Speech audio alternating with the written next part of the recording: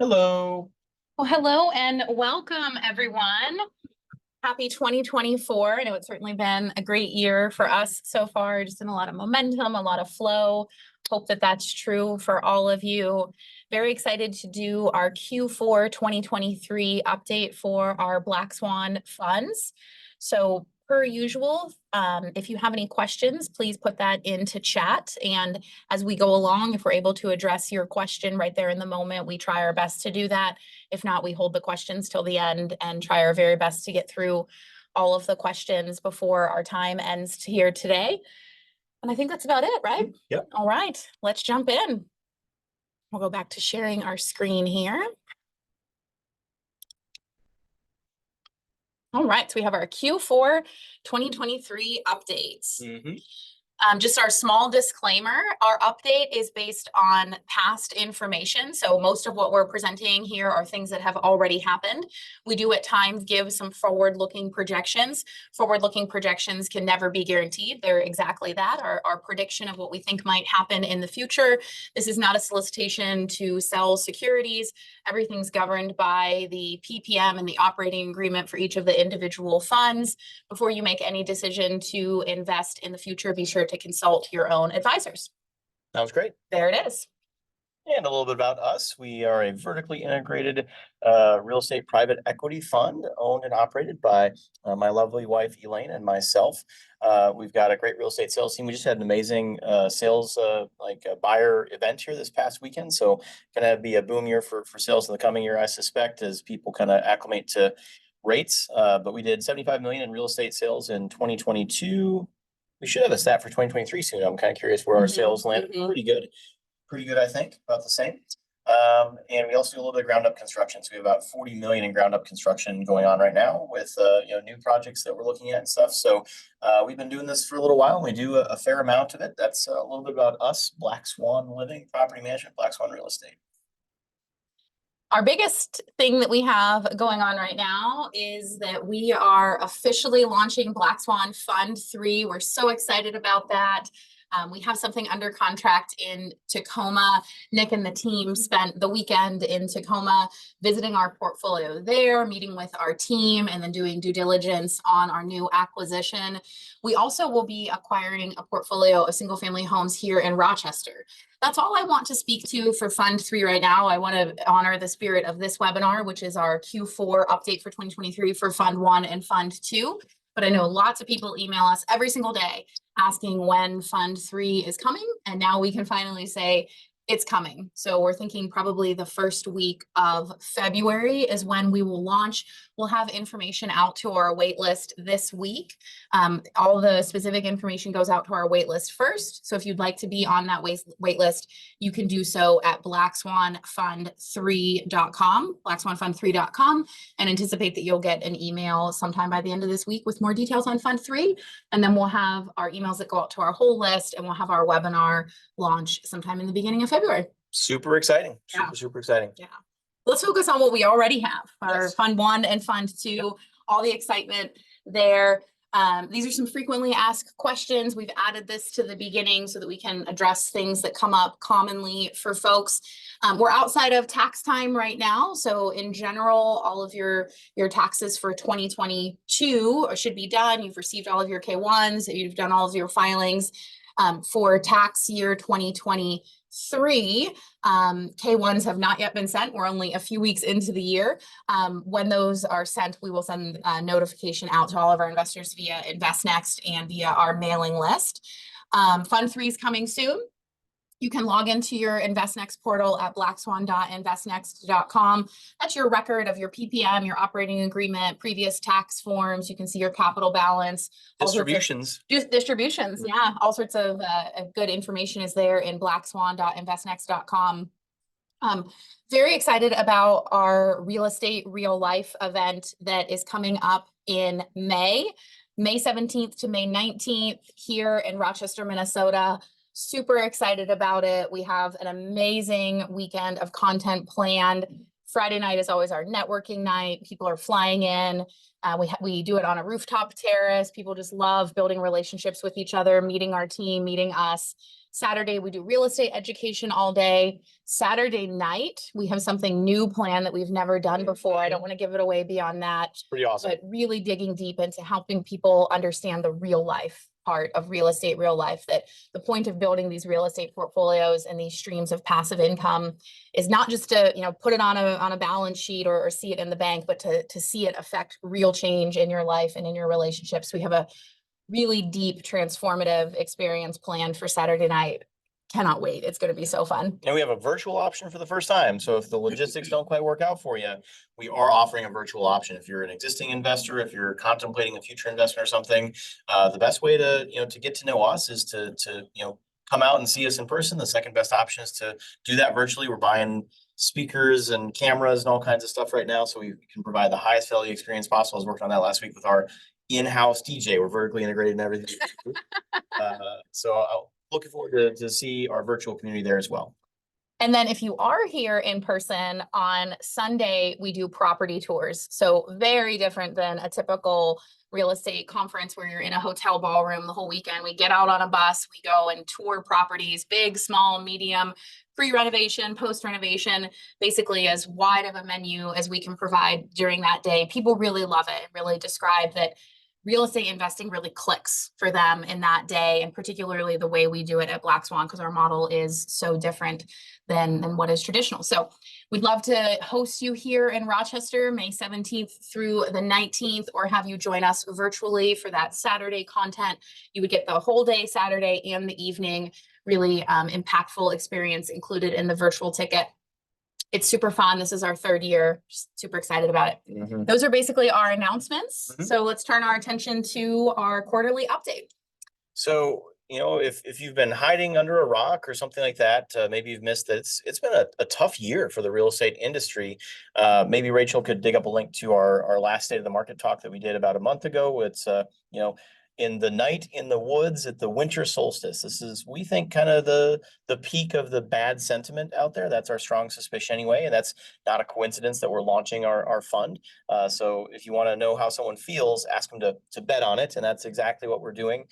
We didn't get anything under contract in all of 2023. We had this wait list, and we don't collect any fees when we call that capital, so we have no incentive to call that capital. But it takes a lot of self-restraint to have $30 million just waiting to be invested, and to say no. We were writing offers on deal after deal after deal. The numbers didn't make sense, and you can see we've got a couple charts here. We've had the largest increase in vacancy, for which we have data, and the worst is yet to come. You look at a community like Austin, for example, in this chart on the right. This is the blue bar is new units that are constructed in the last 12 months, and the orange bar is units that are still under construction. So they have 2 to 3 times as many units under construction as they've delivered in the last 12 months, and rents have already gone down 10% in that 12-month period as a result of all these deliveries. Austin is really struggling, as are most of these other larger markets. The print that was just released on Friday is that national rental rates, the asking rent for new leases, is the most up-to-date data, is down 4.9% year over year. So if you rented a unit for $2,000 per month last year, you're now renting a unit for $1,900 per month on average nationally. So interest rates have skyrocketed. People who had interest rate caps and non-recourse variable rate bridge loans, not only are they paying 3-4 times the interest cost and 10 times or 100 times the cost for their cap on their interest rate, they're collecting less revenue, and their expenses are probably up as well. So it's been just a brutal time for our industry. Fortunately, we are working our hearts out, and things are going pretty well for us. There's a lot of reasons for that. We have tons of fixed rate debt, a mountain of fixed rate debt, and it's such favorable debt because it's full recourse debt. So we sign on the note with our personal names. So we have a huge amount of incentive to make sure that we're delivering performance to those assets, and those assets are doing well. And to be very clear, there are partners. So if you're an investor, you are in no way legally responsible for the debt. Only Nick and I are, but it's because we pledge our personal balance sheet that we're able to get such favorable lending terms. That's right. it's lots of long-term 5-year debt, no rate cap, so we don't have to buy an insurance policy. And that's where a lot of funds and syndicators are really getting burned, is trying to get a new interest rate cap is like buying an insurance policy on a home that's actively burning down. It's a very expensive insurance policy. And we've got incredible liquid reserves. So we over raise capital. We always have a lot of money in the bank. There's lots of adverse, things that are happening in Texas and Florida with insurance rates. Your insurance is going up double, triple, quadruple, or you can't get insurance. That's fortunately not had an impact on us. We pick, very low risk markets. We're boring conservative Midwesterners. I don't know. And we're vertically integrated. We're going to speak to our snow removal, and you'll see just the extraordinary efficiencies we're able to yield with vertical integration. And we're doing quite well, all things considered, relative to our peers. I think statistically, we are in the top 1% of outcomes relative to our peers in the industry right now. That's not a official statistic. That's just my opinionated number I'm making up, but that's what I feel is probably the truth. One of the reasons we absolutely love investing in Rochester is because of the Mayo Clinic, consistently rated the best hospital in the country, the best hospital in the world. To understand Rochester, you really need to understand the Destination Medical Center initiative. If you've not had a chance to read more about that, I highly encourage it. It's quite very interesting reading dmc.mn. Basically, it's the largest ever private-public partnership in the state of Minnesota that's growing the city of Rochester so that Mayo can have a larger workforce to serve more patients, to be the destination medical center of the world. So that's a big part of the reason we're in Rochester. We can talk about, why we're in Tacoma as we go through the assets that we have in Tacoma. Similar market dynamics in Tacoma that there are to Rochester. If you've been to some of our updates in the last several months, you know that one of the things we're super excited about is that Mayo has announced the Hospital of the Future expansion. So we knew that this was coming. We thought it might be more like 5 or 7 or 10 years away, and they announced it. Many of the pieces of real estate that we own in Fund 1, Fund 2, and then future acquisitions are immediately adjacent to this hospital expansion. That's a big part of the reason that we've focused on this geographic area over the last many years. And so this was a win that we were fairly certain it would happen because Mayo announces their strategic plans, and these things don't come as a surprise, but it did come much faster than we anticipated. So very excited about that. You'll hear about how that has shifted some of our operations in the portfolio in terms of our short-term rentals, furnished rentals, planned acquisitions, all of the things. Very excited about this. You can read about Mayo's expansion. You can Google it, or I'm sure Rachel can put a link in, but a huge hospital expansion called Hospital of the Future. And then all of that is inside of the Destination Medical Center initiative. Here's a nice quote from our mayor, Kim Norton. Less than a decade into the Destination Medical Center initiative, the model is a proven success, addressing the long-term infrastructure necessary to prepare Rochester for its innovative future as a global destination for health and wellness. And I think it's important to note that Rochester has consistently won awards, back into the early 90s as the best place to live, best place to raise a family, best small town in America, on and on and on, from like Forbes and Money Magazine and Niche and the other bodies like that rank cities. And then it has this really amazing employer that is a beacon of hope in the entire world for advancing the cause of medicine at a time when the world's population needs more healthcare, right? Their longevity is increasing. The age of the population in the world is moving up. And so it's so neat to be at the kind of the center of that and be able to serve this population by creating housing, renovating housing, having a very large property management company that was ranked the best of the best this year. So thank you to those of you that voted for that.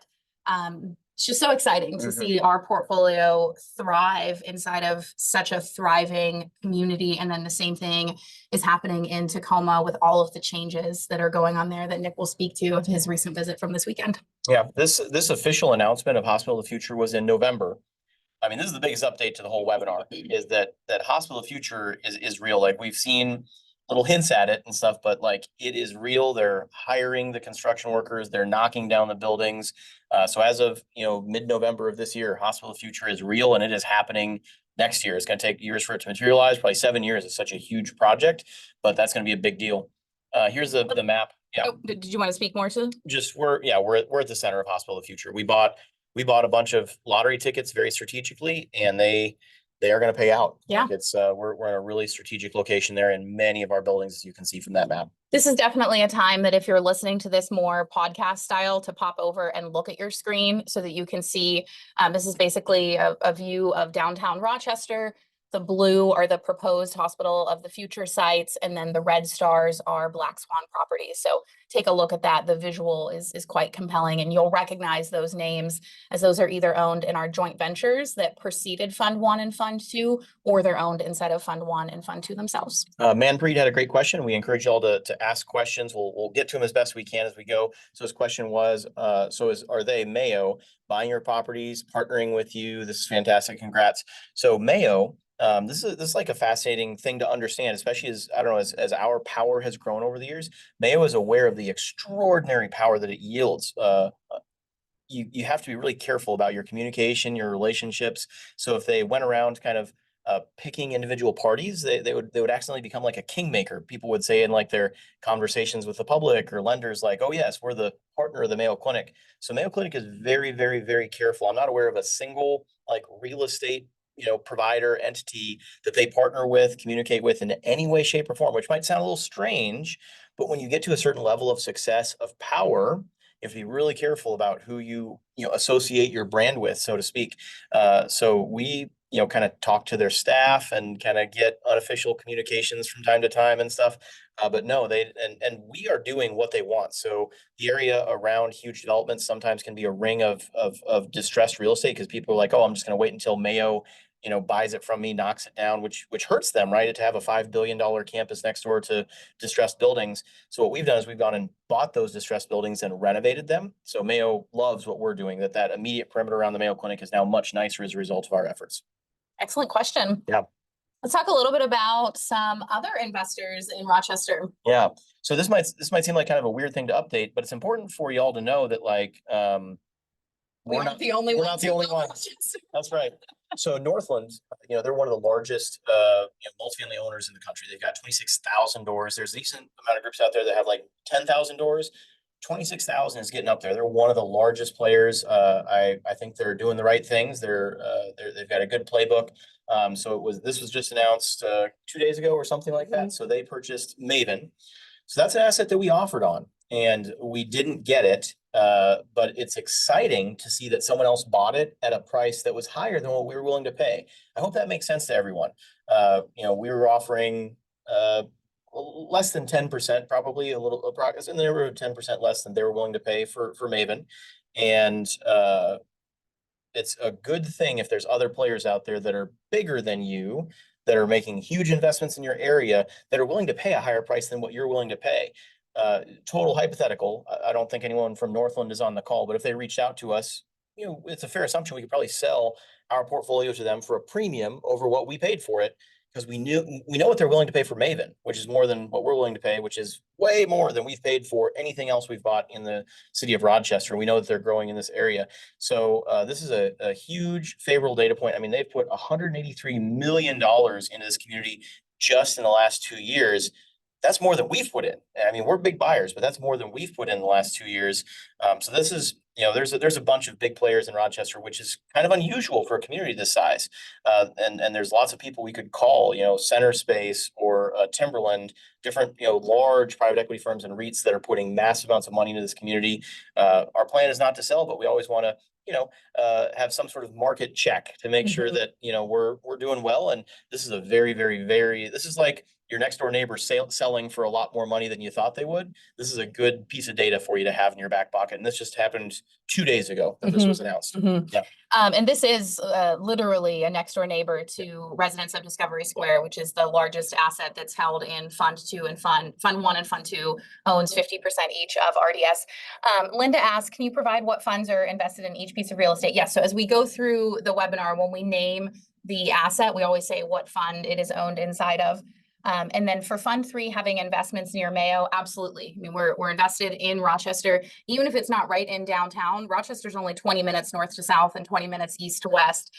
So, this is our market and Tacoma's our market. Fund 3 will have assets in both of those markets, but absolutely targeting real estate right around Mayo. We are in discussions on some things I can't disclose because we don't have anything under contract at this point, but we are in discussions for parcels that are roughly equivalent in terms of proximity to Mayo of the stuff that we already own. Yes. I hope I said that appropriately. Yep.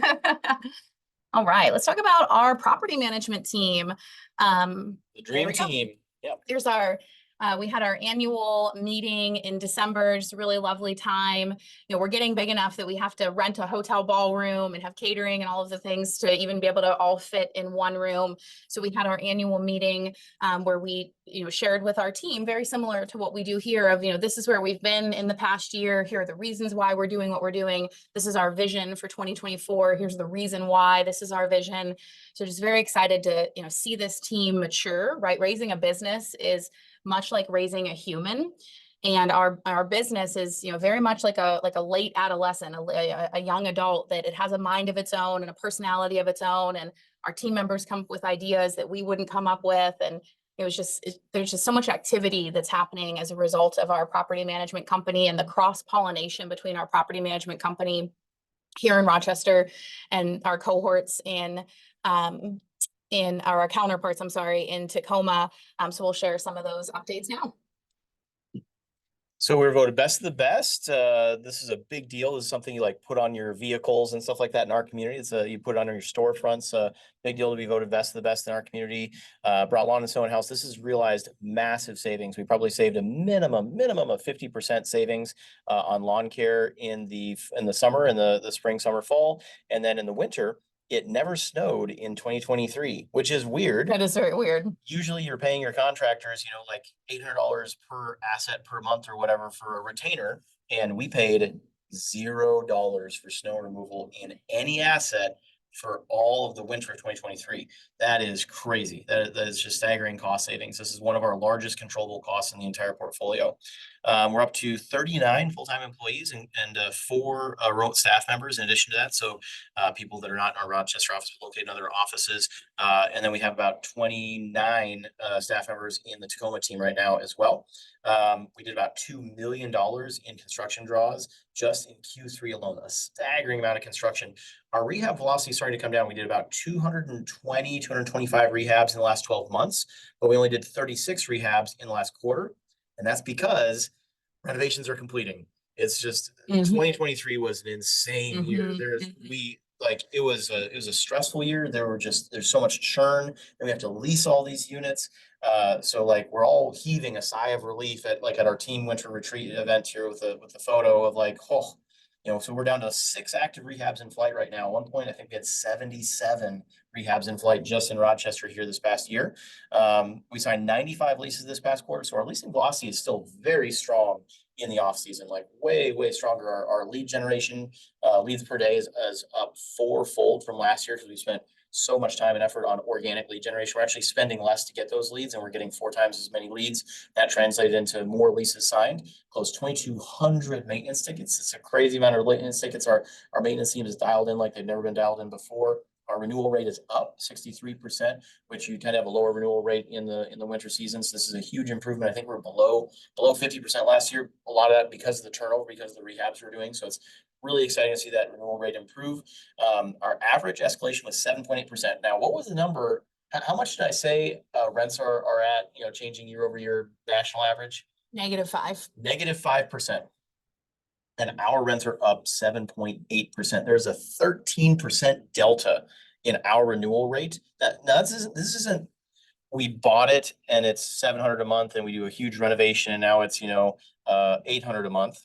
This is someone just stayed in place. This is just your rent was this much and now it's this much without renovation. You can drive a truck through that margin. This is an insane margin that we have a almost 8% escalation rate and versus a national average of 5%. And then we're in the top 1% of all real estate agents in the States. That's a huge achievement for our real estate sales team.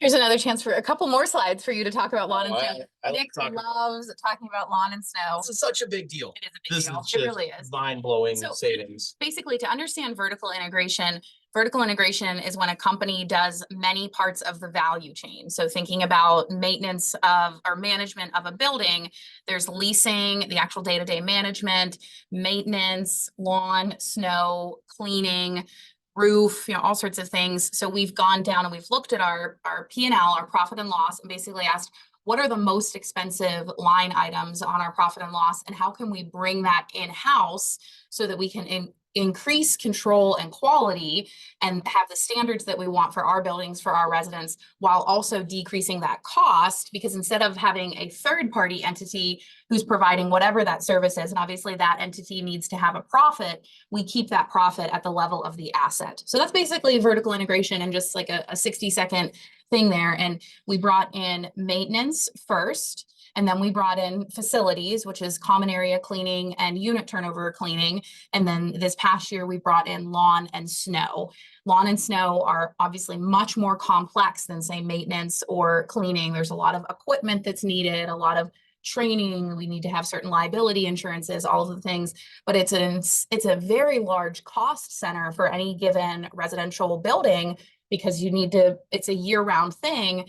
And the way vendor contracts are set up, they're usually set up on some type of retainer model, whereas because we're billing at the level of the asset, we only bill for the hours that are charged. So that's to understand vertical integration, understand why Nick is so excited about this, is because it's a major cost that we now have decreased that cost to keep that profit at the asset level while also increasing quality and control. Yeah.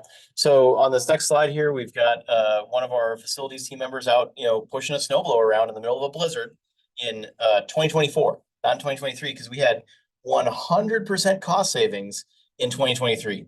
The way apartments are valued, every dollar that you save, our buildings might be a 5 or 6% capitalization rate. So if we save $1 in expense in our annual P&L, that adds $20 in value to that apartment building roughly. So saving 100%, we would have spent easily $250,000 this year on lawn and snow vended.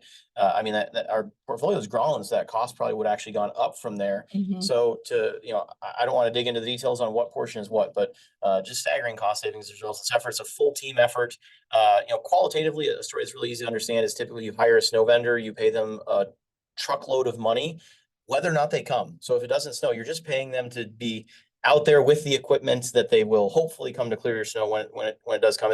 It's tough work. I mean, you're out there at 2 a.m. You might be working 24-hour shifts if there's a big blizzard, and someone's driving around your asset and they hit a fence. Super common for a snowplow to accidentally just push snow a little too hard, and it like pushes over your fence. Now the fence post is bent.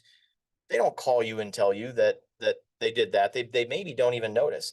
And with our in-house crew, not only are our incentives aligned that they go a little bit slower so they don't damage our properties as they're clearing the snow, but if they see a problem, they report it. So instead of having a gremlin running around damaging your properties every time it snows, you have your team running around doing overwatch, seeing a full 360-degree view of your asset, which in the winter is kind of rare. People aren't walking around outside as much.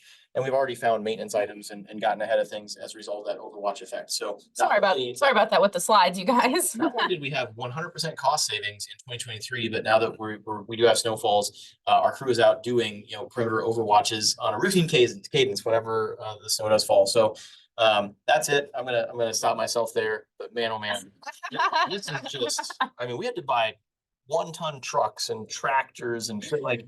This was a lot of work. If there's a demand for it, let Rachel know, and Nick can do like a 1-hour presentation all about snow. Yeah. Yeah. In terms of the property management company, things are really stable. Nick, we shared the statistics there. Nick shared how we're moving into the post-renovation phase on many of our buildings. Still lots of activity that we'll talk about as we get to each individual asset. But for the most part, 2023 was a year of really stabilizing the portfolio. We had acquired a lot in 2022. We had several very large acquisitions early on in 2023, both in Rochester and Tacoma.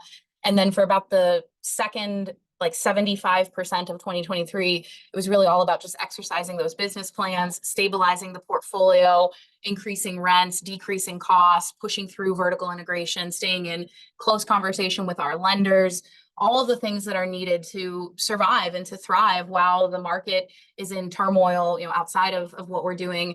So it's been a good year. And I think we're certainly excited about 2024 and the potential to grow again in 2024 with more acquisitions coming off of such a stabilizing year in 2023. That's not to say that it was an easy year. We did a ton of stuff. I think Nick and I, like, our metronome is just pretty fast. The amount of work that we enjoy doing, the amount of change that we like to have happening at any given time is pretty high.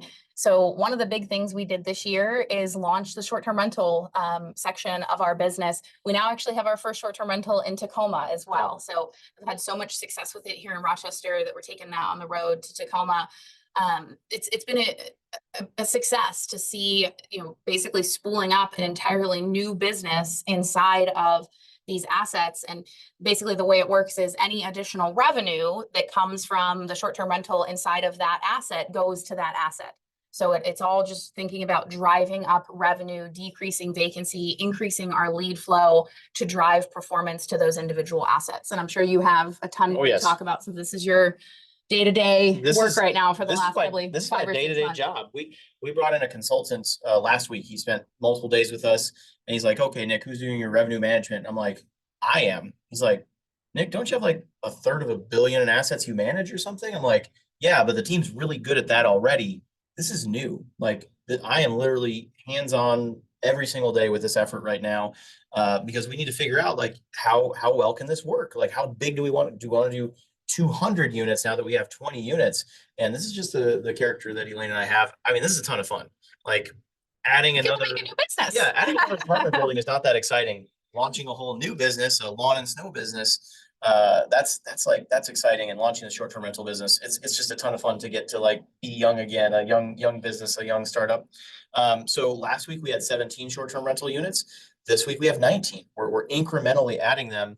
By most people's measures, I would say we're probably adding them really fast at kind of a breakneck pace, but our goal is to add maybe 1 or 2 per week, somewhere in that territory. So we're not growing so fast that we break our operations related to it, that we're trying and testing new things. You don't want to grow too fast, but by most people's measure, that's pretty fast. We've probably doubled our revenue, like in the last 30 to 45 days. We've done over 30,000 in revenue in the last, like, if you add up all the revenue from the last 30 days, it's over $30,000. So like that's really good. I think by most people's measure, these are units that didn't even exist maybe 15 days ago, right? So there's no way people could do forward-looking bookings, and presumably this would be the lowest amount of revenue that portfolio would ever generate, and it's still really good. If you want to, you can go to blackswanstay.com. I'm sure it's going to like crash our website. This website just launched like days ago. This is the built-in website to our property management system for short terms, which is OwnerRez. We had a consultant fly out, spend a couple of days with us, help us, finish turning some knobs and switches on that platform. This is how we can list on VRBO, booking.com, all that stuff at once. We're doing really well on this. It's very interesting. We'll see what happens in the summer, but this could totally change everything in our market. For fun, if you have not popped over to Real Estate at Scale, our Facebook community, hop over there. There's a reel that I posted walking through our short-term rental warehouse. So basically we know how many units we want to bring online over the coming weeks. Here it is. Yeah, so here's just a little picture of it, but there's a video where I'm walking through and we just have a warehouse as far as the eye can see of all of the things that you would need: toasters, furniture, art, linens, you name it. It's all there, and it gives you a visceral feeling of, wow, this is really going to go pretty far. So it's pretty exciting. Real Estate at Scale is the Facebook community if you're not already over there. Trying to decide how much time we want to spend on this. Why don't you speak to this real quick? This is the historical data that helped us make the decision to launch the short-term rental arm. Yeah, so short-term rentals were doing really well through the pandemic, and probably everyone was starting a short-term rental business or buying a short-term rental. And in Rochester, because it's the medical tourism industry, short-term rental revenue plummeted. So that's what these charts indicate. This is average daily rate, occupancy. And when you multiply occupancy times daily rate, you get that graph in the bottom right. That's RevPAR, or the typical amount of money you earn per day from a hospitality unit. So you can see RevPAR collapsed in COVID. It was doing great right up until the moment of COVID, and then just plummeted down by half from $75 to $35 in RevPAR. And you can see that it's rocketing back upwards. So RevPAR has recovered to almost its pre-pandemic level, and in fact, ADR is well above its pre-pandemic level, particularly on the higher end. So the lower end travel accommodations, they are still struggling quite a bit with low occupancy. The premium stuff, so the Hilton, the number one rated Hilton in North America is here in Rochester, and it is at 100% occupancy in the winter. And they don't like to be at 100%. They want to be at 80%. That means they're not charging enough if they're at 100% occupancy. So we saw a massive opportunity to start getting into this space once that short-term, market started coming back in our area. RDS is a huge focus because it's just it looks the part. It's this new Class A urban core building close to Mayo.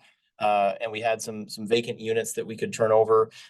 Basically, we're taking units that would potentially ride out the winter vacant. It's common for you to have some vacancy through the winter in our market. We're fortunately at 3.87% vacancy right now, which is very low. I mean, way lower than the national average, especially in our market in the winter. But that allowed us to take some vacant units and just put them into services short term. Doesn't cost us anything. Probably weren't going to get a long-term lease on it anyway. And at least they'll pay for the furnishings through the winter, right? And we can run a free experiment. And RDS had some units that we could scoop up to do that here. So we've got a bunch of units. RDS has about a dozen of those 19 units. Next one is City Hall. I could totally see City Hall becoming like a boutique hotel. Like it looks the part. It's the old City Hall of Rochester. It's gorgeous historic building, terrazzo floors, 30-foot tall ceilings, marble wainscoting the whole way. So we have 3 going on 5 short-term rentals here, and the spread on this is quite high. So like we're taking one unit that would have gotten $1,700 a month on a long-term basis, and we're getting $3,000 a month. I think we got $3,000 last month on our loft unit, or $2,900 in total revenue for the last 30 days on our loft unit that we have in service there. So just a massive spread that just generates additional income for the asset and ultimately additional income for the fund. Nicholas. So we did 1 unit in Oliver and 2 units in Nicholas. Elaine and I personally decorated one. I picked out that little autumn thing right there. It's a lot of work, and so we brought our kids to unbox stuff. We did a good chunk of Oliver. I'm gonna say we did 1 unit by ourselves. Maybe our staff would disagree with that, but again, we like to be involved. What does it look like? What does it feel like? How long does it take to decorate a unit, to procure the furniture, get it delivered? So that's the Nicholas unit right there that we have pictures of. If things go well at City Hall and RDS, then we would probably spool out a large number of units at Nicholas. Nicholas is in a phenomenal location. So, our initial results in our first 30 days, I forgot about this. So, this is a RDS unit, RDS 518. We collected $2,700 in gross revenue in our first 30 days on that. That was back when we were kind of in the high season. So we're now in the low season. So we're going to start producing this much revenue. Presumably they'll do this and much more in the spring season. Once they're mature, they've got positive reviews. And speaking of positive reviews, we officially got Superhost status on January 1st. That's a big deal. So we got it in the first quarter. We were eligible. You're only eligible for Superhost once per quarter. You get it, you keep it, or you lose it. So we had enough stays, enough positive reviews, which that's a little bit of an achievement given how quickly we spooled these up to get Superhost in our first quarter. And then the real pot of gold at the end of the rainbow here is this message. Hi, so this is a person messaging us on Airbnb who is in RDS. They're in RDS. They say, hi, is it possible to convert our stay to a month lease if we need to while we're here? This is solid gold. I mean, we must spend, $1,000 to $2,000 to procure and convert each long-term residential lead. Very, very, very expensive leads to procure and convert. So when you have someone who's already in your building, they know they love the unit, and you just say, oh yeah, we have a copy of that unit right down the hall. Would you like to just move right in? We have a $0 procurement and fulfillment cost on that lead. Like, we are printing money. So if we even just broke even on the short-term rentals, but they generated leads for our long-term portfolio that increased our rental rate, or reduce our occupancy from 5% to 1% or something like that. This is a staggering economic impact on the building. Another just fantastic example of that. So at RDS, there's a really nice system, a really nice internet system. It's too nice. It's too fancy. It's for like a luxury hotel, and it's kind of idiosyncratic. It violates your expectations when you are there as a long-term tenant, and it doesn't work great with the Airbnb stuff. So people kind of complained about it on the long-term tenant side, but like, yeah, they'd get the hang of it and then they stopped complaining. On the short-term side, half our guests that check in, literally half of them are like, hey, this internet, it works well, but it's kind of weird. Like, I don't, this is my least favorite part about being here is the internet, which is a really big deal. So finally we're like, okay, well, we need to try new equipment. We tried negotiating with the cable company. Can they change it? They couldn't change it. Can we bring our own equipment? We just got a solution in place on Friday to like upgrade and make normal the internet system at RDS, so it'll work well with the short-term rentals because we have locks that are on the Wi-Fi for the short-term rentals. The old keypad lock system that came with the building was also a low point, a common complaint from the short-term guests. And now all of our long-term guests we're going to upgrade them to that improved internet system. So this is how the short-term rentals drive massive improvements to our long-term experience. Like long-term tenants, they move in, they give you like 1 day's worth of feedback, if at all. And then they just kind of like get used to the things they don't really like about your property. We actually call them. We call them and just say, hey, how are you doing? Is there anything we can do for you? They say no. Short-term guests, oh, they're very happy to give you feedback. And you have a constant stream of new customers to give you feedback. So we're driving huge quality improvement to all of our assets with these short-term tenants. It's solid gold. All right, so that's the big update for our short-term rental expansion. Took up a big portion of Q3 and Q4 of 2023. I hope you're seeing how all these pieces kind of come together to increase revenue for the building, increase the amount of time and attention that each of the buildings is getting, decrease vacancy so that ultimately increases occupancy. All of this is possible because we're so deeply vertically integrated that we have the team to do the turnovers, manage the listings, put the units together. All of that comes from our property management staff. So it's been a huge expansion, certainly a feeling of like zing, of like, we think this is going to work. Our modeling shows that this is going to work. And so far it's been very successful. And we have our first short-term unit in Tacoma as well. Next up, we'll do our asset level updates. So we'll do just a brief reminder because there's so many assets across Fund 1 and Fund 2 of basically, how big it is, when we acquired it, what the business plan was, and then we'll dive into our quarterly updates. So first up is Residence at Discovery Square, RDS for short, half owned by Fund 1, half owned by Fund 2, 129 unit Class A apartment building built in 2019. We acquired it in April of 2023 on an extremely favorable contract for deed with the owner. We only put $3 million down. We're completely doing new construction on the ground level, which since 2019 has been just this ocean of vacant commercial space. So we're converting that to residential units, like condo units. Very excited about that. That project is going very well. Our construction will be complete early this spring, or like kind of late spring, right in time for our peak leasing season. Very excited about RDS. It's the largest asset in the Rochester portfolio. And there's just been so much activity there with the construction, the short-term rental units. Just a lot going on. It's a fun one to manage. Yeah, it's a fantastic deal. We did a contract for deed with this very low down payment amount, about half of the down payment amount one would typically put down on an asset like this, which was just a great win.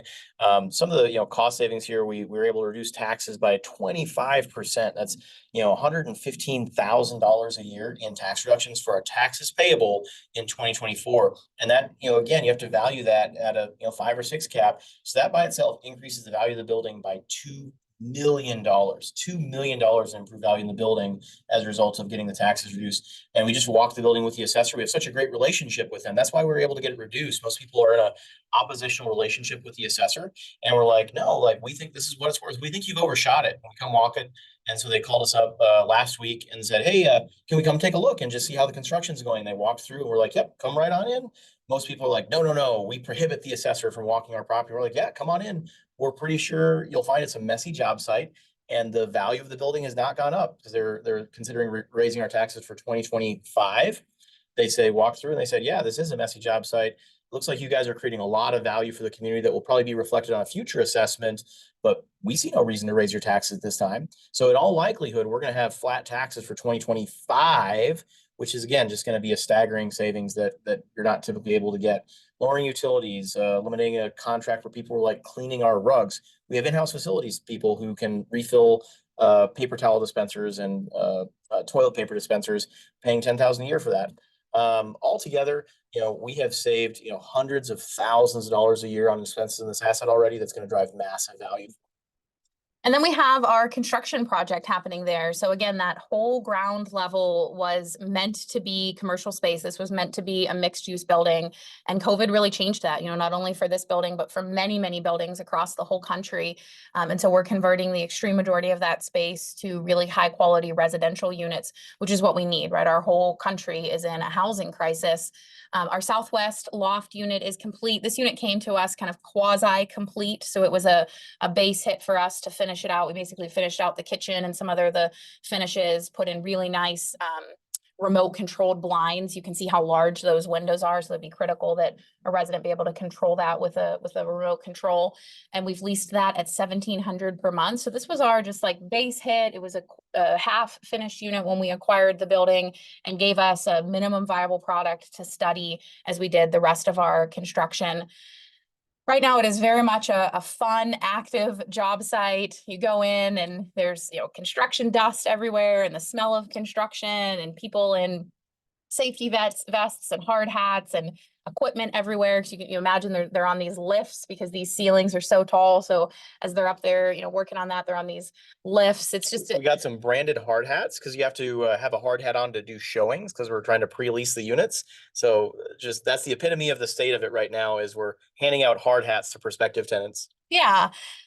So that it's really neat, to be able to do showings and to show them the building, the location, the amenity space, the vibe of the building. They'd be able to walk through, the particular unit. But this is what the units look like as of, say, 3 or 4 days ago. There's Nick standing in a unit.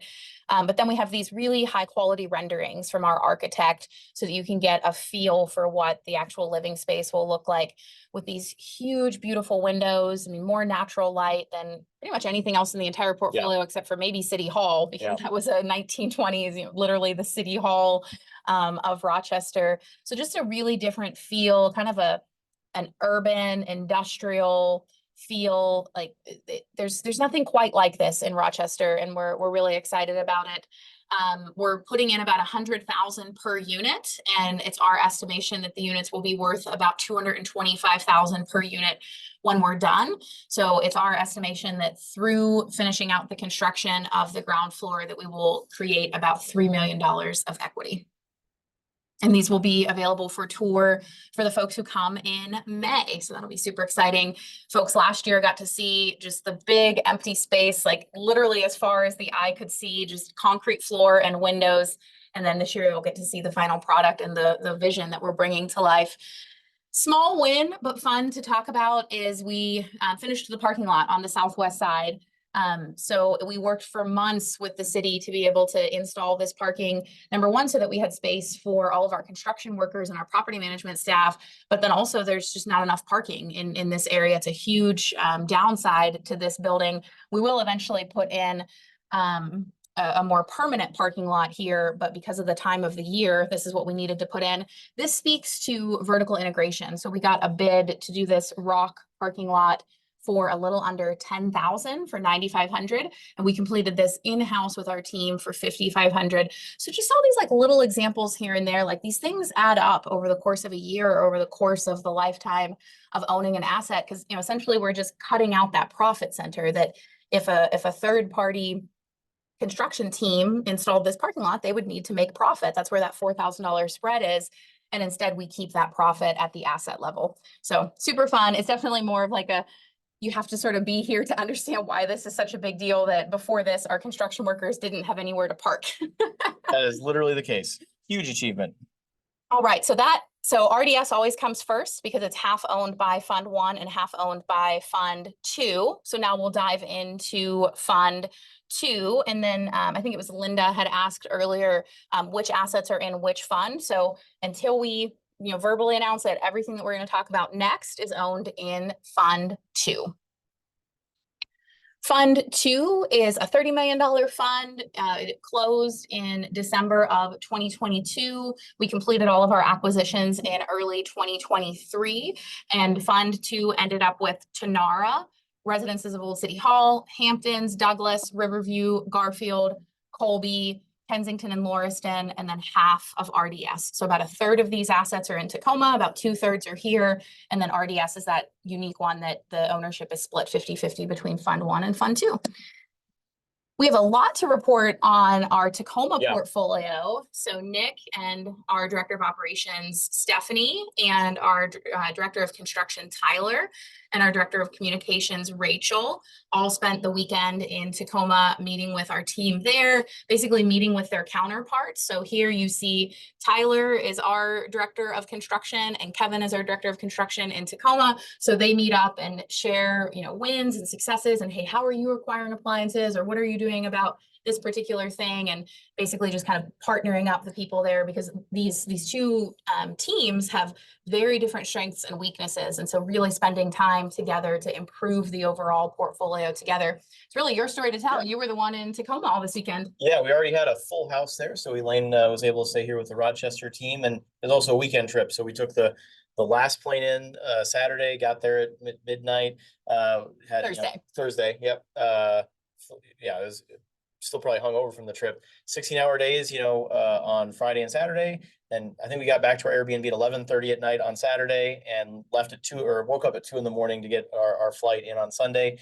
Team worked their hearts out, just loved it. Walking 330 apartment units, looking at our new acquisition opportunity and doing a ton of masterminding. So, I would say overall our Tacoma team is better at construction and rehab, and our Rochester team is better at operations and management. So in general, we're always helping them, come up with new strategies for leasing or for managing utility bills.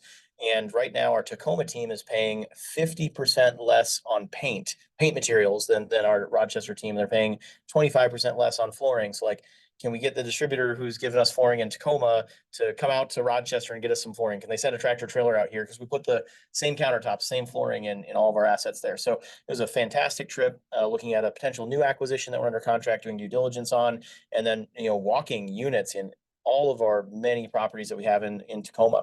Tenaro was the main focus because our projects are going extraordinarily well in Tacoma. Tenaro is the one that has the most challenges, and we're just doing a ton of troubleshooting, just trying to attack it from multiple different angles. We've got a before and after here on our exterior stuff. So at the top was the before. Huge progress on our exterior renovation. So we've completely redone all the exteriors there, new landscaping, new exterior paint, trim, exterior accents, and it just looks so much more modern and clean. There's still a huge amount to do yet because we have a $1 million exterior renovation planned there, and we're basically waiting on city permits. We're doing such massive renovations on this project that the city, they've just been super involved in the process. So they're challenging us to get civil design review plans, approved, like you might do for a new master plan community. We want to put up a pavilion, like a pergola, and they're asking us to permit it like we're building an ancillary structure, an ADU, like you're building a new house. They've seen the scope of the change. There's 20 contractor trucks out there.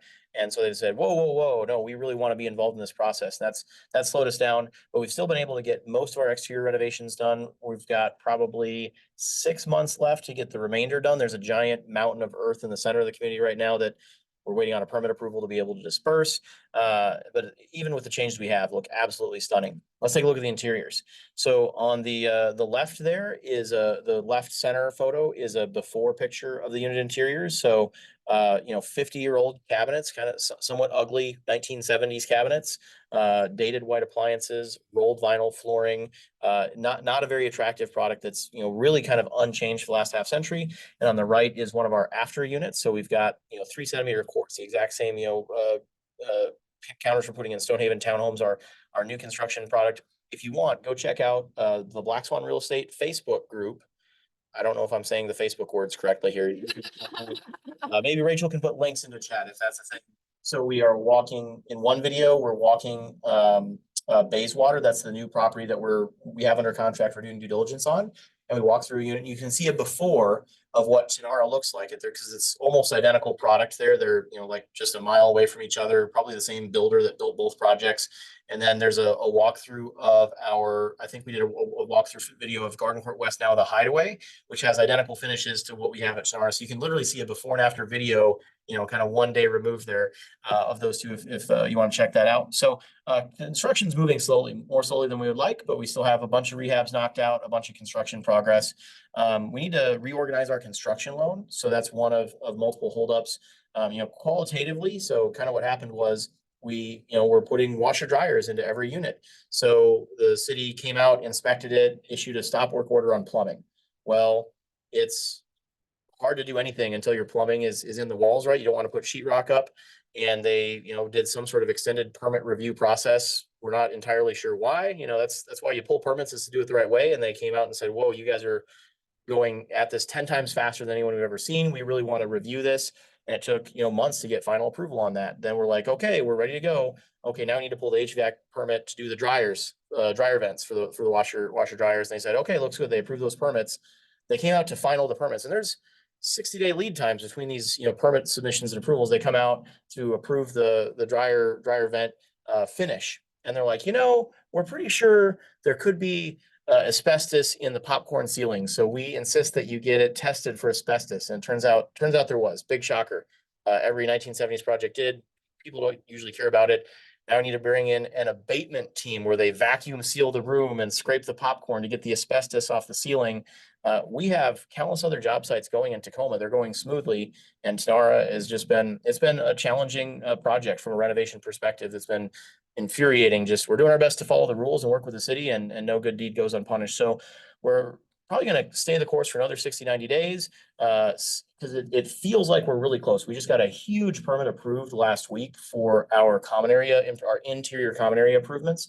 And we're still waiting on one other big permit. And we have a new abatement crew that got a great bid, and they're just going to kind of globally go scrape everything. And the city's really excited about that, to see to see that abatement.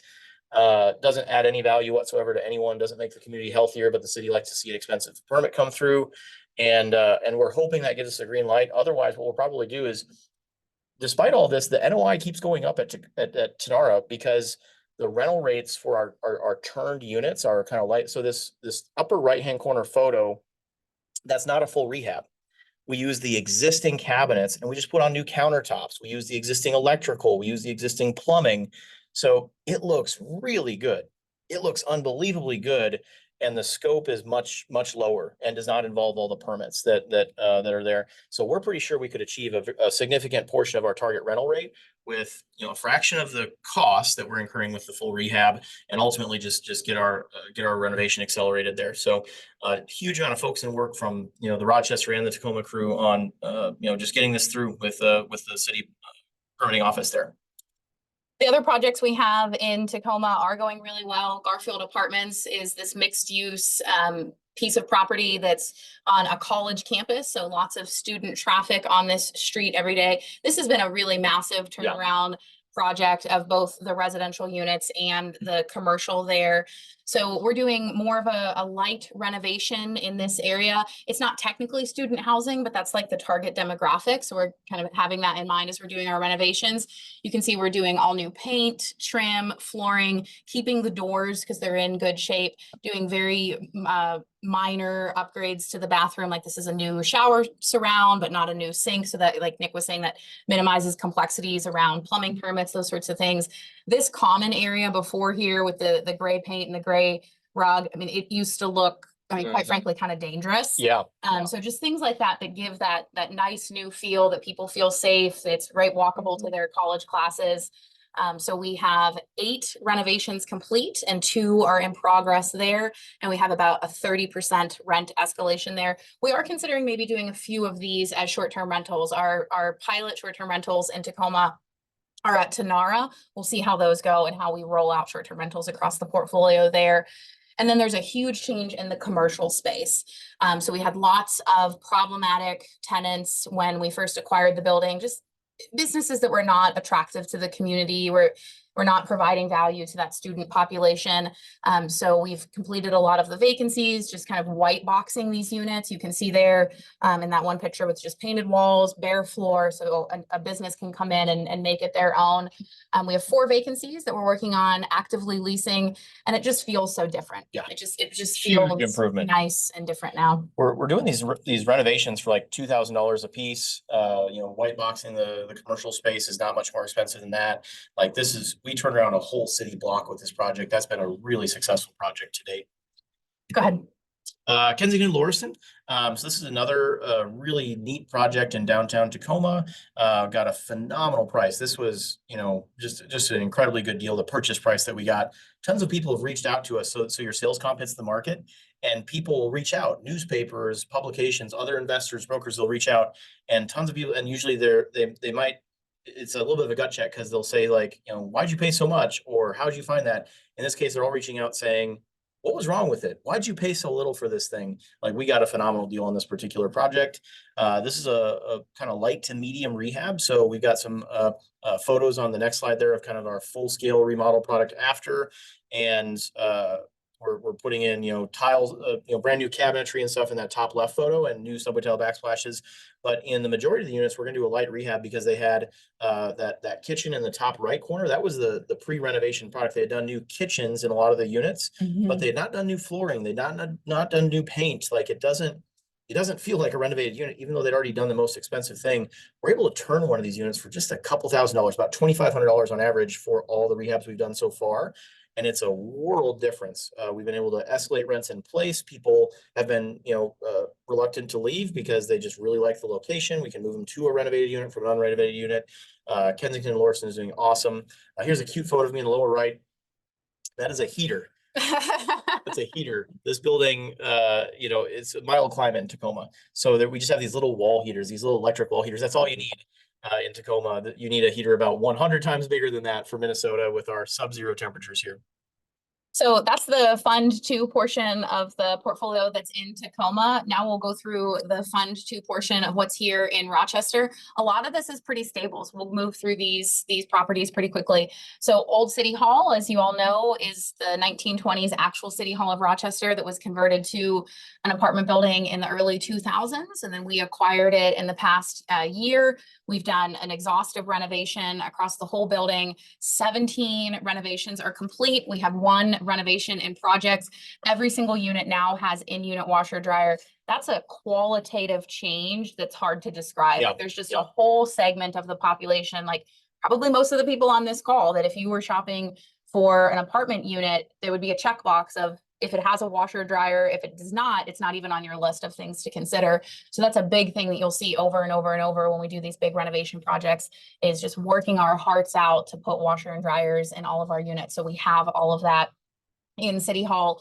And then, as we mentioned at the beginning of the presentation, we're testing out some short-term rental units here because it has a feel of a hotel. It's just a really interesting place. And, these 30-foot windows and light fixtures and all of the things. And, some of the units are so grand that they actually are kind of a little awkward for living in, but super attractive for, a 5 to 7 day stay while someone's getting care here. Hamptons Townhomes, easy peasy, bread and butter, just $1.7 million purchase price, 12 units. That's completely done. I'm fairly certain we completed this one in Q3. Go back for 1 second there. What was that cash on cash rate of return on that one again? Almost 17%. 17% cash on cash rate of return is our pro forma, now that we're stabilized on it. Like, in the year 2023, we hit a 17% COC. That's just like bread and butter, yes, but also an out of the park home run. Absolutely. So this one, we have a really lucrative seller carry, as we do on many of these assets. That was part of our strategy through, say, 2021, 2022, 2023, kind of beyond the scope of what we're chatting about here. But go back and watch those fund launch videos and we'll describe to you why we did those seller carries. Many of them are at 0% with no payments for 3 or 5 years. And that's what we have here at Hamptons. So we're just hold steady on this one. It'll generate cash flow that we're then able to send out in distributions for Fund 2.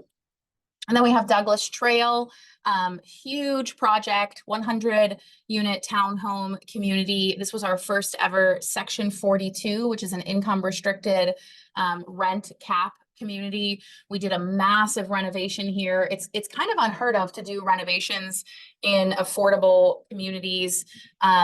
Basically the kind of the sentiment is like, why bother? And that just kind of doesn't sit right with Nick and I. We believe that people across all income spectrums want good, high quality housing with nice finishes. And so we put our money where our mouth is and did a huge renovation at this community, all new paint, all new flooring, new appliances, washer dryers. So 40 of the units did not have washer dryers. 60 of them did. And then the other 40 units were sharing a small common laundry facility. So now the entire community has washer dryers in their unit. 80 of the 100 renovations are complete. So we've owned this for about 18 months, and to complete 80 renovations in 18 months it's tough in addition to all the other renovations.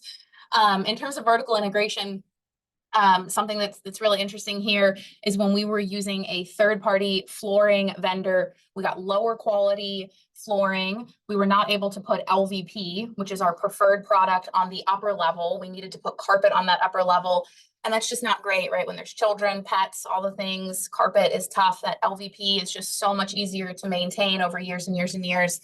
And now that we're doing it in-house, not only do we have a lower cost, but we have a higher quality product, and we're able to get LVP on that second floor, which over the next, say, 7 to 10 years is going to have massive maintenance savings because we're not going to have carpet that we need to replace. So just all these little examples here and there. There's something in our Tacoma crew pilot started doing flooring in-house. It's the unsexy thing. It's the most backbreaking, difficult to manage labor, but they were able to cut their flooring costs in half. And we basically just implemented exactly what they did, and we were able to achieve the same result here. Yeah, so there's a fully renovated unit there. And then the exterior of the community looks totally different because we have our own landscaping team. We took out, I don't know, probably 70 dead trees in this community, which, not only improves the aesthetics of it, but makes it much safer, trimmed up the tree branches everywhere. Just all these little things that they just really change the feel of a community. And that makes it nicer for the people that live there, and it makes it easier to do a lease showing, which decreases your vacancy and increases your rental rate. And I hope you're seeing how in the weeds Nick and I are with this portfolio. We were driving this once a week when it was we were in the thick of things. We would go drive this every Sunday afternoon. We go drive this community and go send 15 emails to our team. Hey, this needs to be fixed. Hey, this person's doing this. Although now that it's turned around, this has been so. People don't do this. People don't take Section 42 communities and make them nice. Unfortunately, that's just the reality of the situation. This is just a unique thing in the country. And our deal that we're under contract on Tacoma is another Section 42 community. So this was kind of our test. Do we have the mettle to do this? Unfortunately, we do have to decline over 90% of our applications for it, but we have been able to fill this community with amazing low-income tenants in a renovated product. And I think we're gonna, long term, I think this, it could be our most financially successful project in Fund 2, which I did not expect necessarily. It's just been so good. Next up is Riverview. So this is a 63 unit condo building. So there are some units in this building that are still owned by owner occupants. We are slowly acquiring more units as time goes on and really treating it as an apartment community. So we've added a gym, we've added a dog park, we redid the parking lot, all of the common area things that we're able to do. And then you can see here the finished product that we have in terms of our renovation. So many of the units got new kitchens. Some of them did not get new kitchens, but in general, we do new appliances throughout, new flooring. This project is complete. It leases very, very readily. They're big units. Parking is plentiful. It's very close to Mayo. It's right on the river, so it has beautiful natural light, and there's the walking trail and everything right there. Just I would say, again, just kind of a bread and butter. This quarter, it's very boring, very stable, and which is a great feeling to have. A sigh of relief after 2023. Yep. So we expanded the parking lot a little bit with our in-house construction team to add more parking spaces, and we installed a dog park here. Colby it's stable right now, but there's much more activity happening at Colby. So this was just a small 32 unit apartment community. I would say this was probably one of our least physically nice acquisitions ever, but very, very close to Mayo, literally in the shadow of the largest residential transaction ever in the state of Minnesota. When the sun is setting, that building casts a shadow. Not a metaphor. It is. Colby. Here is the $200 million apartment building, and here is our $2 million apartment building, which it's good to be the least nice home on the block. So we acquired this with cash. It is 100% owned by Fund Two. And this was just basically a stabilization effort. So the roofs were leaking. We had to vacate one entire building because of bed bugs. Just a really tough renovation. The thing that kind of saved it is it's so small. It's only 32 units. So our renovations here are complete. These are really modest units. They're not quite studios, but they sort of are. This front room here is the living room, and then you pass through this kitchen here, and then you can see kind of that back room there is the bedroom, and then the bathrooms back there off of the bedroom. It's basically been filled with like researchers and scientists. Lots of folks come here internationally to work at Mayo for say a year or two as they're maybe in like a PhD program or a postdoc program. That's kind of naturally how this one has filled up. So it's been neat to see. That's not a population we've been able to serve before. We didn't have housing close enough to Mayo that was in their price range. So it's been neat to see that growth in the portfolio. We are working on the cash out refi on this one as we speak. The project for RDS is very capital intensive. So kind of the plan here was we needed liquid reserves for RDS, but we didn't just want to let that sit for say over a year. So we had this opportunity to acquire Colby with cash, get this whole asset into the fund that we otherwise wouldn't be able to get. And then when that cash out refi is done, then that'll basically be earmarked for finishing the construction and stabilizing RDS. So you can see how by kind of moving that capital, we're able to get a whole new project in Fund Two that we otherwise wouldn't be able to get. The ultimate plan for this is to knock it down. And that's why we did a very minor renovation here. New development is really tough. And so it could easily take 10 years before we build something here. We're hoping for more like 5 or 6, but these things take a long time. We've met with the architect, we have plans, we're talking with builders. These conversations are very slow though. But that's the ultimate plan for Colby, is that Fund Two will own this land, and eventually there will be another fund that partners with Fund Two to build this really beautiful asset right in the shadow of Mayo Clinic. So I don't want to count our chickens before they hatch, but we have it on the calendar to close on our cash out refi next week. Oh, so that's news to me. Oh, yeah, you have to sign some documents. That's exciting. I didn't realize it was scheduled. We'll celebrate it when we are closed, but at this point, I don't see any hold up to close.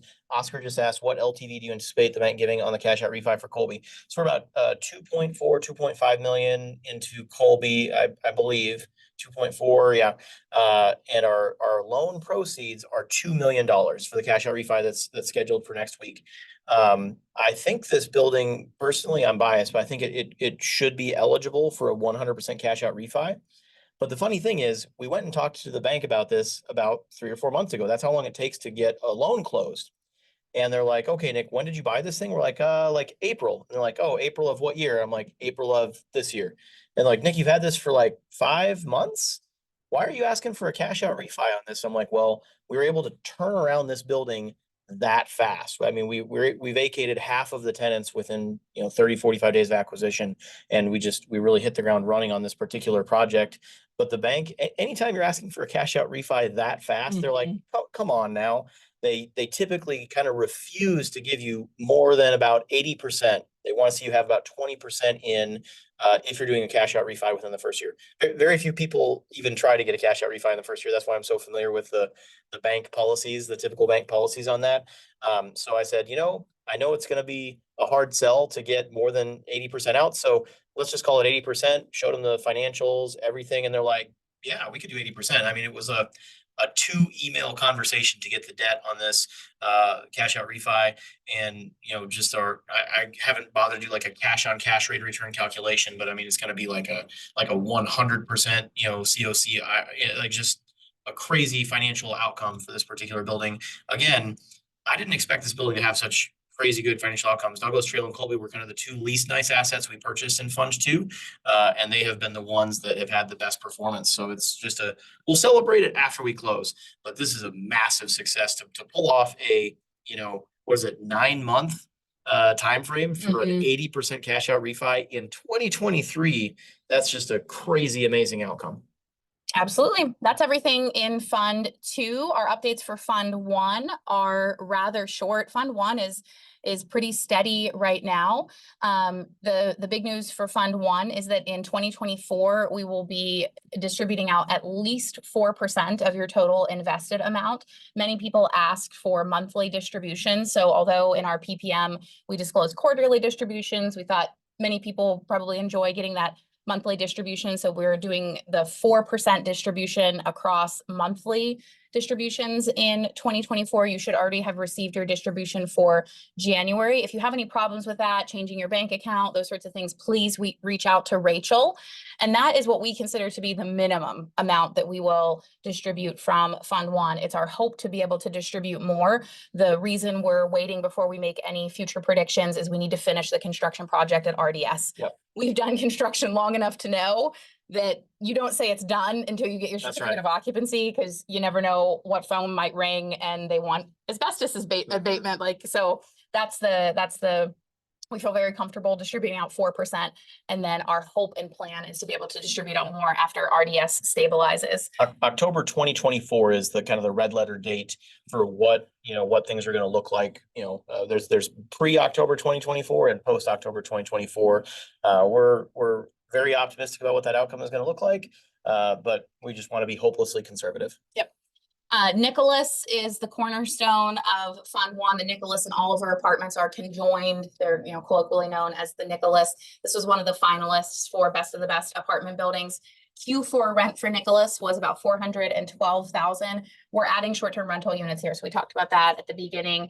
This is one of the only apartment buildings that is walkable to both Mayo campuses. So the Mayo campuses are actually the downtown campus, which is, you can kind of think of that as outpatient, and then the hospital campus, you can think of that as inpatient. They're actually a little over a mile apart, which is a lot in this climate, and particularly if someone's ill when they're here.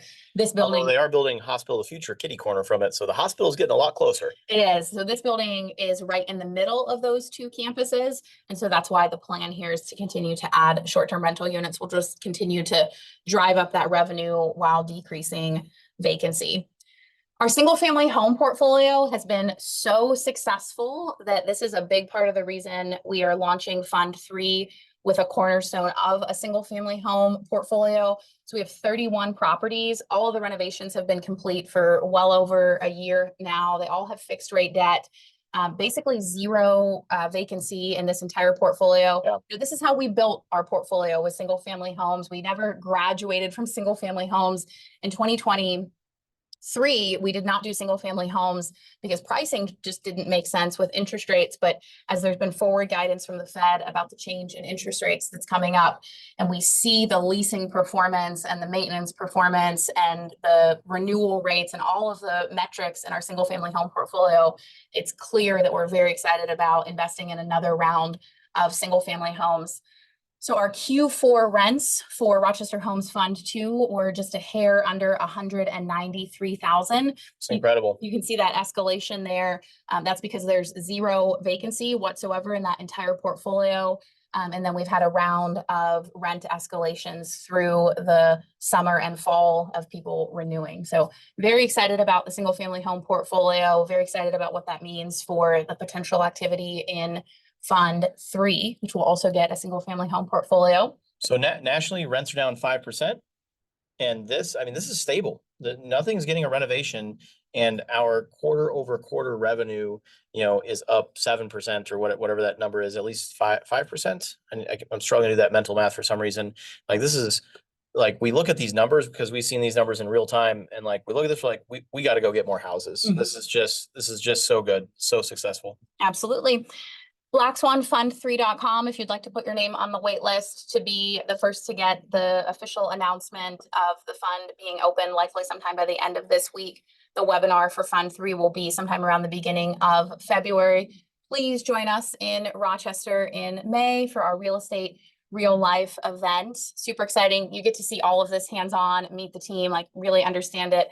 Join us virtually if travel is not an option for you this year. Next up is just our website, meetblackswan.com, blackswanfund3.com, Nick and I's email, our phone, you know how to reach Rachel. There was a question about Yeah, he dropped off. yeah, I'll address it Yeah. here. We'll address it here at the end. Basically the Send question, him the recording. Yeah, we'll send him the recording. yeah. Yeah. And I think a lot of people probably have this question Yeah. of wanting to have like just straight figures in our updates and why we do such qualitative updates. That's very purposeful. So the business model that we have, and I'm really curious to see your take on this too, but I'll kind of speak to. I'm curious to hear your take on it. Okay, that's why we get along so well.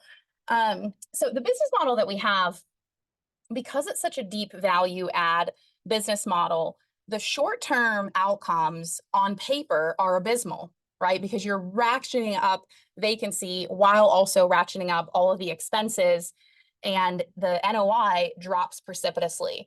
So without understanding, say, why the vacancy is going up, or is that the pace of the vacancy that we want to go up, or those expenses, how are they changing our perceived equity in the building or the rental rates that we're able to get? We had 25% vacancy in our portfolio in Rochester this year. That's about where we're at in Tacoma right now, which looks terrible, right? But when you factor in the insane, like breakneck pace of our renovations, that's how we're able to get what was almost a full cash out refi on Colby in 9 months, because we go that fast and that hard. Yep. And we have no fees, so we have no GP level fees. So 100% of the money that's raised in our funds goes into acquiring and renovating properties. And then all of the profits go out to our partners until they're completely repaid. We hold things in operational reserves to manage the expenses and the renovations and to have liquidity so that the bank is happy for cash out refis. But until investors are completely repaid, there's no splits at the GP level, i.e. no profit to Black Swan. But in the beginning, it's very much like you're baking a cake. Like there's a lot that goes into it that's a little less obvious of what's happening, and reporting financial outcomes can be very misleading.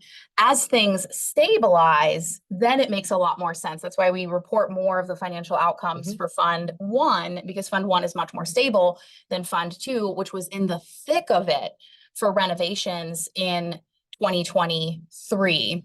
I think we had the cash and cash rate of return for Hamptons and Douglas Trail, I think, because those are stable enough now that we have stabilized financials we can actually publish. Yeah.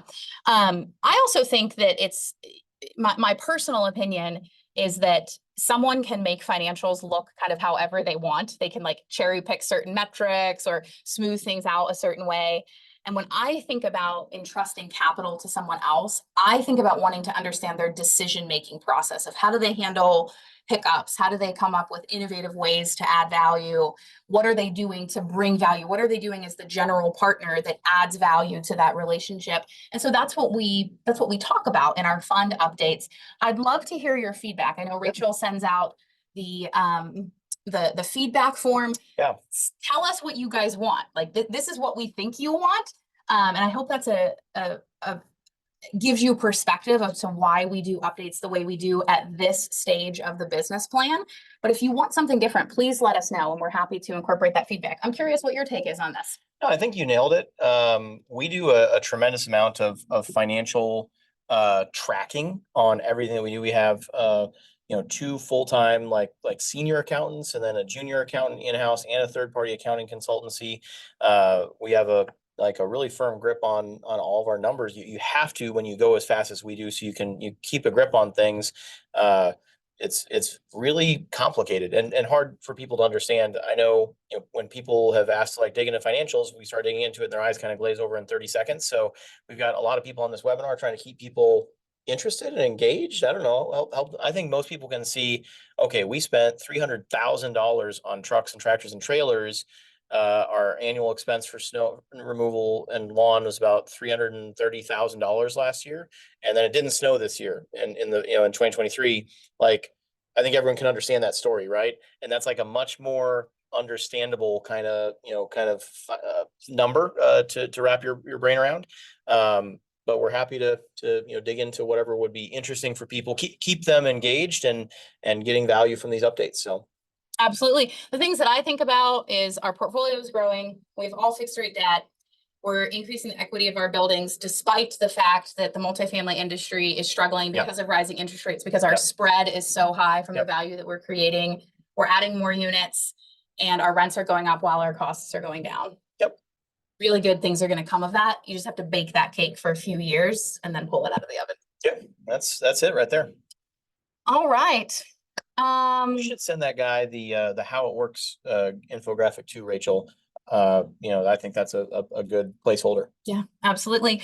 Oscar asked a question: for an individual investor that has a small personal portfolio of about 45 doors in single family homes, what software would you recommend? Buildium. Buildium is your software for sure, manages the whole life cycle of property management, all of the accounting, all of the things are right there in Buildium. It's what we still use today in both of our campuses, both Rochester and Tacoma, for a portfolio of about 1,400 doors across. And Elaine does have a coaching mastermind that she leads that I don't know if we have a link we can send out. I don't think it's open right now, but this is real estate week right now. It is. So she spent hours recording content like all weekend on this exact subject matter. But happy to do a couple free coaching questions, I guess, on the performance webinar. I don't know. Absolutely. Well, thank you everyone for attending the update. I hope you got a ton of benefit out of it. Please send us your feedback in the webinar feedback form. Otherwise, we will see you in February for Community Power Hour. That is February 12th at 7:30 p.m. Central. Don't quote me on that. We're talking about investing with your partner or spouse. People love it every year, about communication, getting on the same page, alignment of values. And then we'll have our next quarterly update sometime in early Q2, where we report on Q1 of 2024. Thank you, Victoria. You are amazing as well. Thanks, everyone. Have a good rest of your day.